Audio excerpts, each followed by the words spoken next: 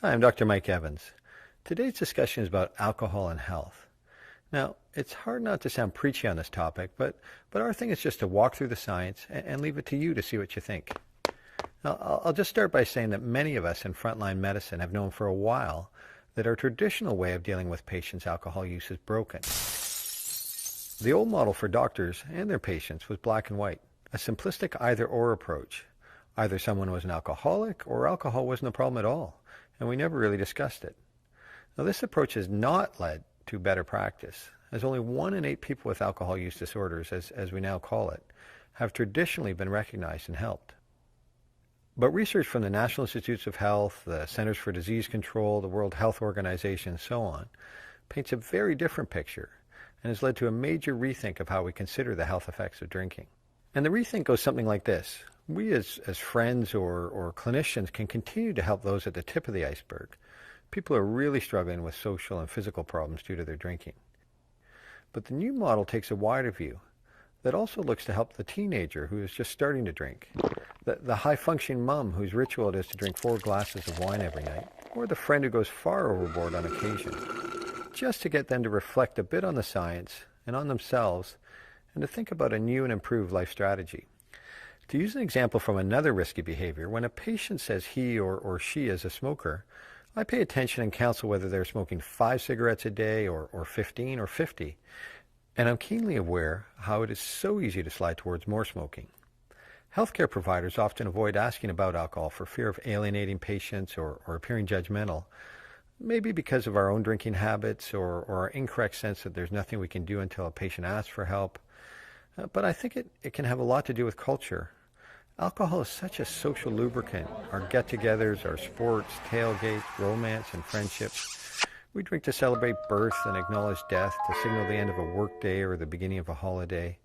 Alcohol use is linked to so many positive life events, and it's a core part of many of our identities.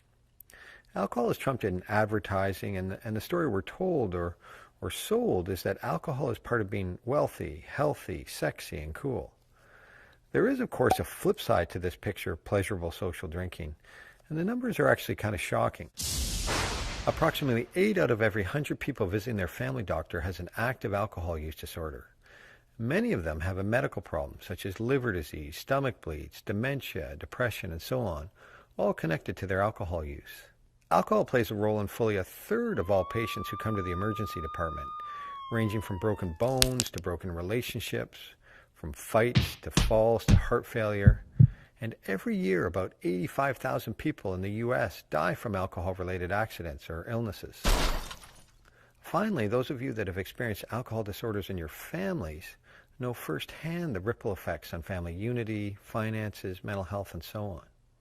What we've come to realize is that only a small fraction of the people involved in the health issues I've just mentioned are what we traditionally call, quote, alcoholic, a term we are getting away from because it creates black or white thinking about the health effects of alcohol, as if the health issues that we need to address affect only a small, extreme group, when in fact most of the problems due to drinking happen to people who are drinking in ways that seem normal.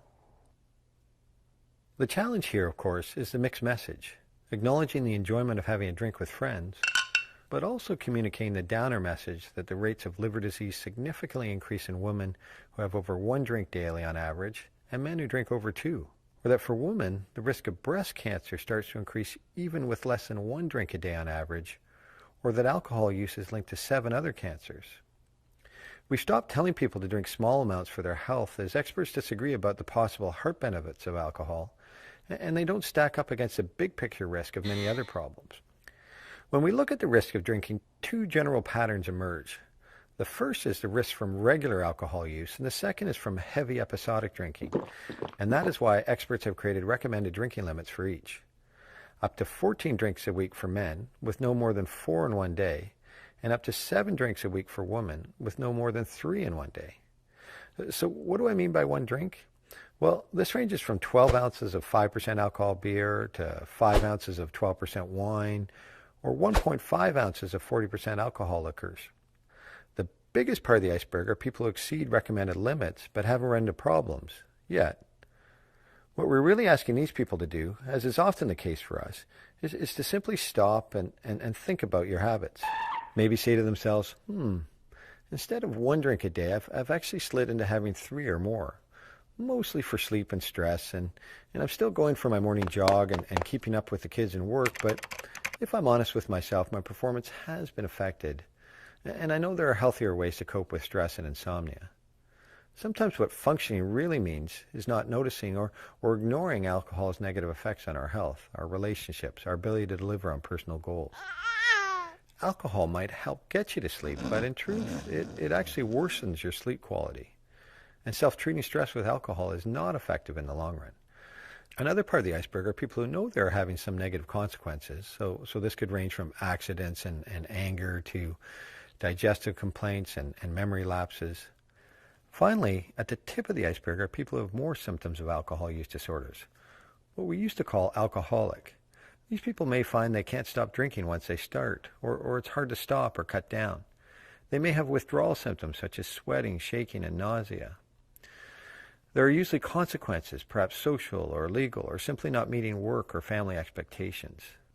Each of us experiences alcohol use in different ways, so things like our family history, our age when we started, our mental health, it can all factor in, and so a one-size-fits-all approach doesn't work here. Consider our approach to depression or anxiety. It's a similar mix of genes, neurobiology, culture, behaviors, and psychology. We don't just identify the super severe and refer them to specialists. We consider life transitions, counsel, discuss medications, help patients reframe, while also referring to appropriate resources such as talk therapy, psychiatrists, or community agencies. So depending where you are on the iceberg, there are now multiple options for getting you to a better place. Maybe it's an online self-assessment or an honest discussion with a clinician to explore and resolve your ambivalence around alcohol. These discussions have been shown to help in many studies. Could be you just quietly taking a tiptoe in the right direction.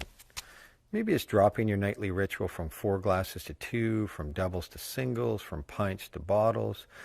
Maybe it's reflecting on the fact that when you have 3 glasses with your book/wine club, or 3 beers after the game, you're not yourself the next day, but you feel fine with 2.